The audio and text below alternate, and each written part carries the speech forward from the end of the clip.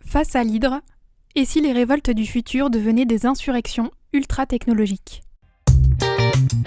Et si les révoltes de demain n'étaient plus des guérillas désorganisées mais des mouvements ultra-coordonnés alimentés par la technologie ?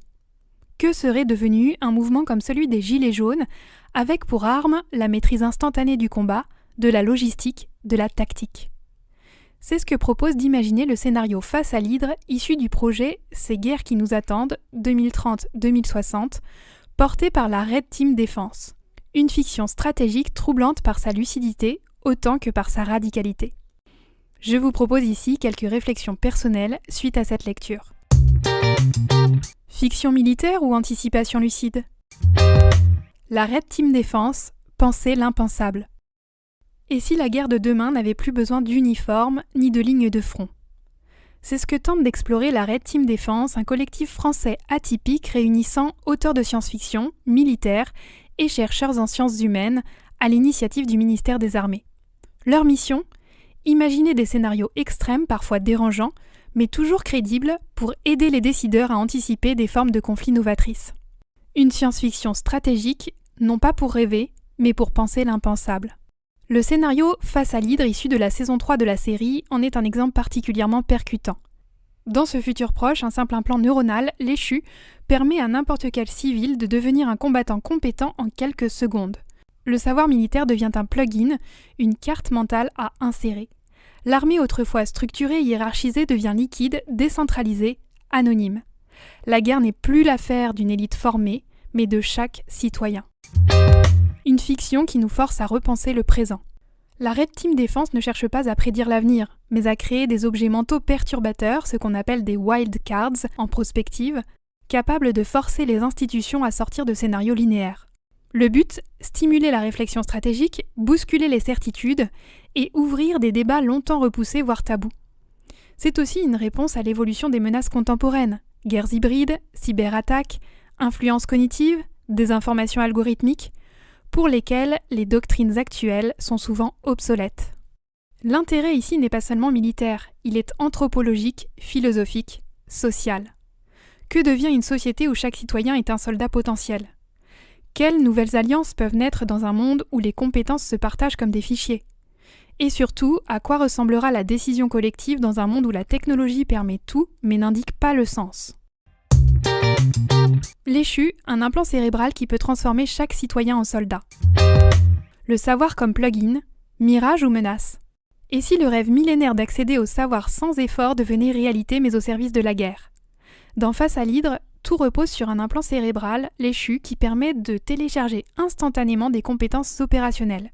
Chirurgie de guerre, piratage de systèmes, pilotage de drones, combat tactique, avec l'échu, tout est possible. Le citoyen lambda devient un combattant performant sans entraînement ni hiérarchie. Une sorte de démocratisation extrême des savoir-faire. De la société civile à l'armée liquide, la fin du soldat traditionnel ? Cette militarisation des civils n'est pas une simple fantaisie futuriste. Elle s'inscrit dans une tendance de fond, la dilution progressive des frontières entre guerre et société. Déjà, les conflits contemporains font appel à des hackers, des influenceurs, des civils organisés en collectifs informels. Ici, la science-fiction pousse le curseur jusqu'au bout. Femmes, enfants, anciens, tous deviennent des cellules activables d'un corps de défense diffus. Un fantasme pour les mouvements insurrectionnels, une angoisse pour les États. En tout cas, une transformation radicale de la notion même de soldat. Les limites du savoir désincarné. Mais au-delà de la question militaire, ce scénario interroge notre rapport au savoir. Peut-on réellement assimiler une compétence complexe en dehors de toute expérience vécue ? Est-ce encore du savoir ou simplement de la simulation d'efficacité ? Les pédagogues le rappellent depuis longtemps, le savoir ne s'imprime pas comme un logiciel, il se construit dans le temps, dans le doute, dans le corps. Des auteurs comme John Dewey ou David Kolb ont souligné l'importance de l'apprentissage expérientiel. C'est par l'action que l'on intègre, que l'on transforme. Un savoir sans vécu reste fragile, désincarné, manipulable. Privatisation du savoir, l'arme invisible des puissants. Et que dire de la dépendance induite par l'échu ? Sans l'implant, les connaissances disparaissent. Plus de mémoire, plus d'autonomie. La connaissance devient une extension logicielle réversible, contrôlable, potentiellement piratable. Cela soulève une autre inquiétude. Qui détient les cartes? Qui décide de qui accède à quoi et à quel moment? On touche ici à un point central. Dans cette guerre du futur, le contrôle du savoir devient une arme et la privatisation de la connaissance une nouvelle forme de pouvoir. Entre savoir et décision, faut-il être rationnel pour bien agir?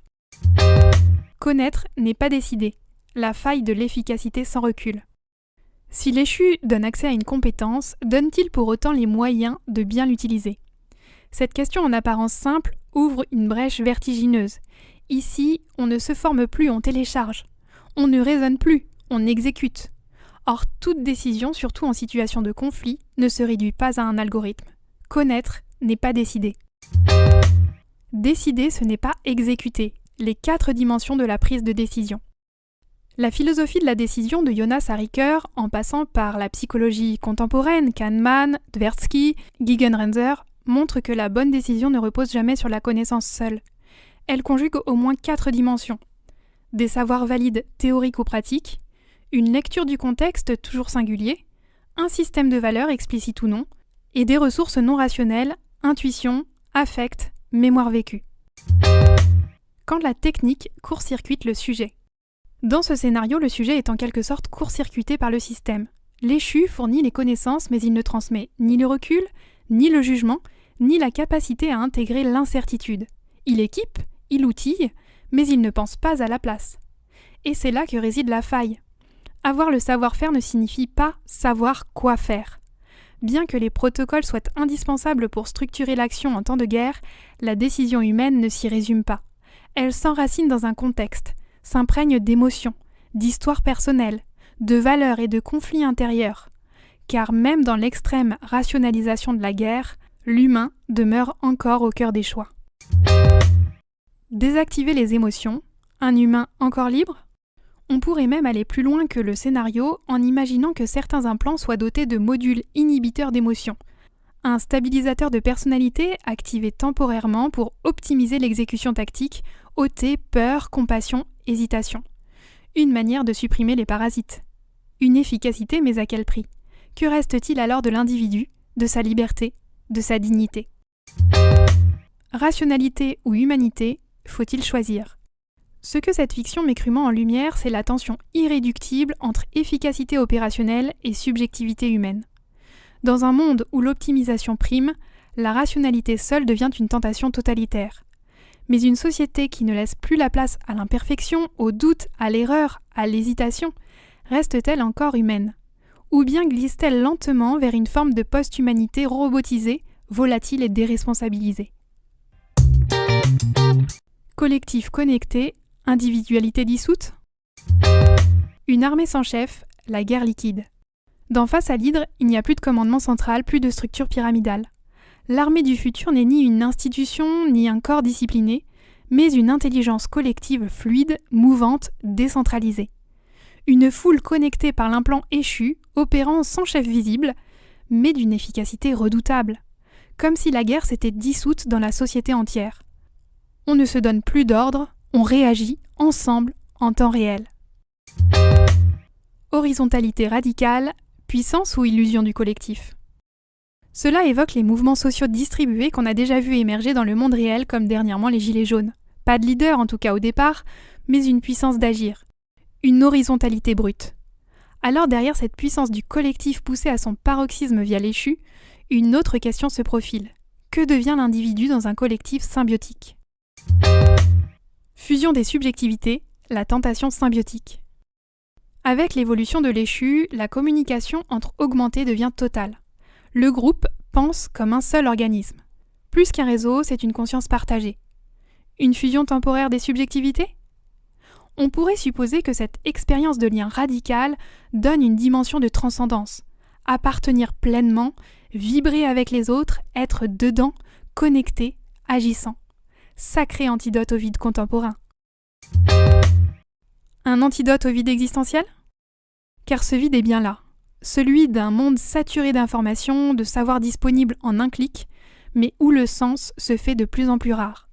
Le collectif symbiotique imaginé dans ce scénario vient alors répondre à une absence actuelle réelle, le manque d'un grand récit, d'un au-delà du moi, d'un point d'ancrage qui dépasse l'individu isolé. Le FOMO, Fear of Missing Out, cède la place au FOBO, Fear of Being Out. Quelle trouvaille! On passe ici de l'avoir à l'être. Dans ce monde fictionnel, la croyance ne passe plus par un dieu ou une idéologie, mais par l'expérience fusionnelle du collectif augmenté. On n'agit plus pour exister individuellement dans la société, mais pour être incorporé dans la dynamique du groupe. Le besoin d'appartenance, si déterminant à l'adolescence et qui continue de questionner les adultes dans leur identité propre tout au long de leur vie personnelle ou professionnelle, devient ici un impératif existentiel.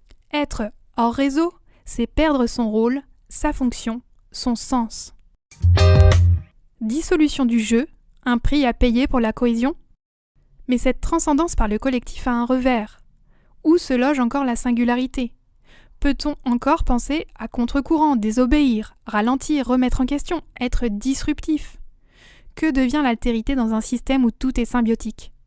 Dans ce futur, l'efficacité du groupe pourrait bien se construire sur la dissolution du jeu.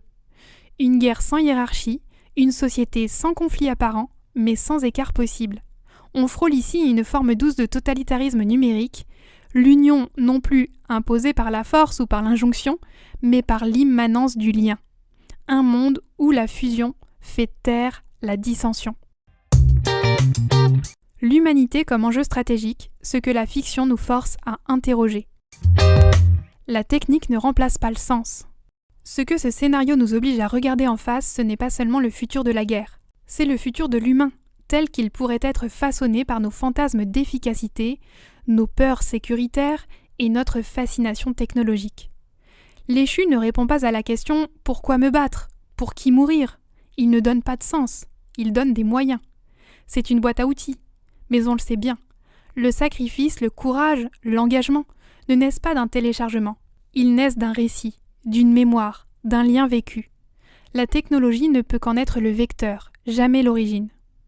Et notons que dans ce monde d'hyperconnexion augmentée, la parole n'est pas abolie. La diplomatie, la négociation ont toujours leur place. Ce que la machine ne saura jamais décider pour nous. Ce que cette fiction éclaire, c'est notre vulnérabilité contemporaine. La tentation de déléguer à la machine ce que nous n'osons plus trancher humainement. La guerre liquide sans uniforme ni ordre clair interroge nos modèles de responsabilité, nos régimes d'autorité, notre désir d'autonomie. Mais surtout, elle agit comme un miroir déformant de notre époque. Elle montre ce que nous risquons de devenir si nous laissons nos outils penser à notre place. Car la fiction a ce pouvoir rare, créer des réalités qui obligent à penser pour mieux choisir celles que nous voulons réellement faire advenir.